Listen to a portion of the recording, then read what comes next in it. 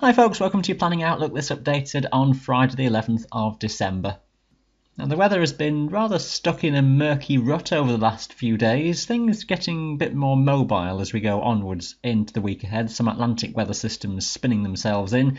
It's a generally unsettled outlook then. Temperatures on balance stay on the chillier side. Cool rather than deeply cold, I suppose, is the best description at this stage. Periods of strong winds, occasionally gale force, and a mix across the mountains of rain and snow.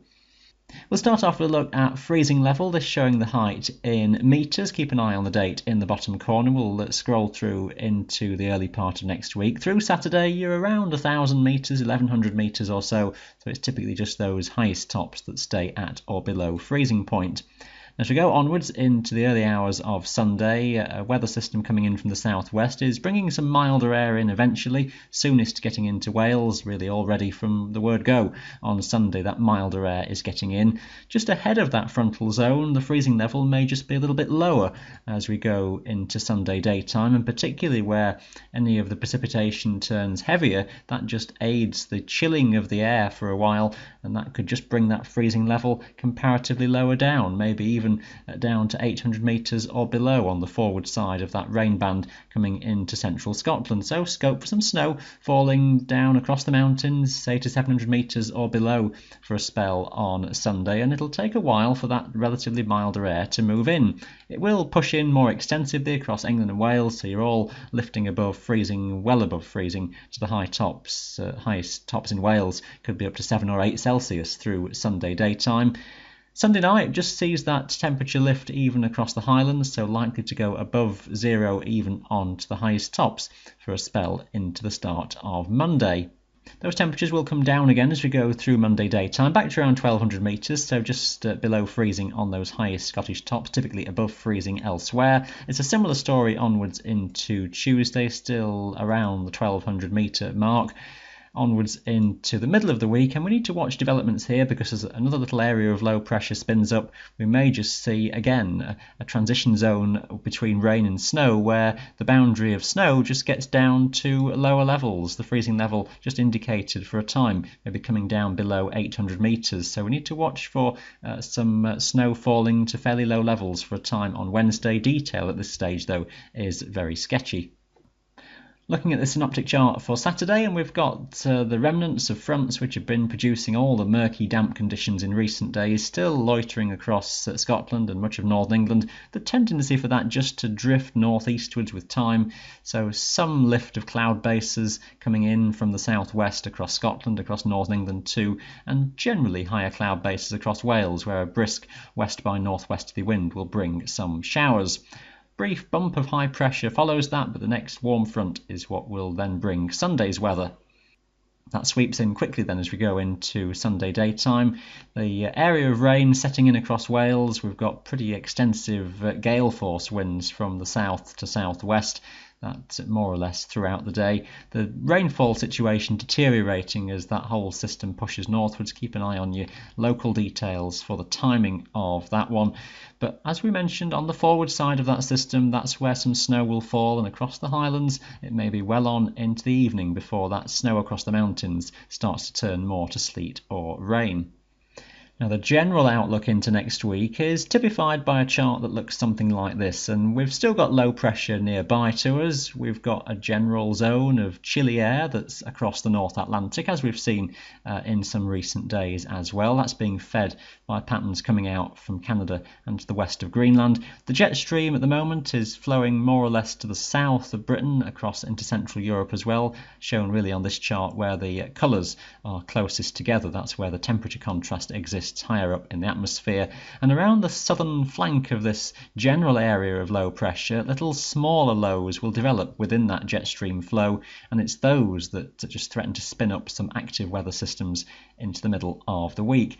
Really, this sort of pattern is quite a classic returning polar maritime, we might call it, where the airflow coming from the northwest, from around Greenland over the North Atlantic, has its cool origins. It dips away to the southwest of us, picks up some more moisture, picks up a bit more temperature, and then throws the kitchen sink at us. And it does that all too often in our weather patterns, and that's more or less what we're going to get in the middle of this upcoming week. The charts then day by day look something like this, and we lose a bit of confidence the further ahead we go. Low pressure then away towards the west of us. We've got a trail of fronts moving just to the south and southeast. That's what's left of Sunday's weather system clearing through. The relatively cool southwesterly flow producing areas of rain. Snow mostly confined to the higher Munros in Scotland, largely rain across England and Wales. Still could be a windy day across the hills of Wales and across the Pennines, maybe less windy the further north you go into Scotland. Keep an eye on your local details. Again, the wettest of conditions likely focused around southwest facing mountains, something drier and brighter further towards the north. Tuesday maintains a fairly cool southwesterly flow coming around that low still away to the west of us. We're seeing a trough just moving in from the southwest, and that's organising some heavier showers together. We've just got a zone of colder air higher up in the atmosphere at this level, and that will just help to intensify some heavy bursts of rain, some hail mixed in. Wouldn't even rule out a rumble of thunder somewhere as this swings up from the southwest through Tuesday daytime. Drier and brighter with some sunshine ahead of that before the risk of showers increases further northwards into northern England and perhaps southwest Scotland into Tuesday afternoon. Notice well away to the southwest, this is one of these little developing features that we're watching into the middle of the week, a small area of low pressure trying to spin itself up.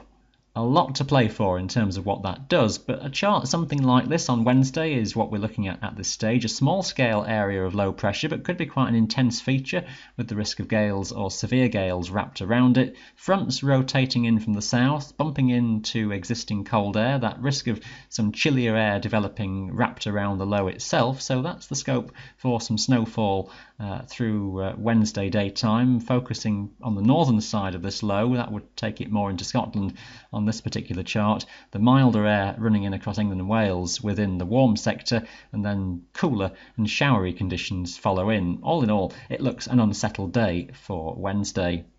If we run the sequence into the second half of the week, it's a very similar sort of pattern, with further areas of low pressure over the Atlantic moving towards us, really not pushing too much mild air in, at least for too long, maybe just occasionally across Wales and into parts of England, but all depends on the final track of these lows. Still that idea of chilly air over the North Atlantic which rotates in.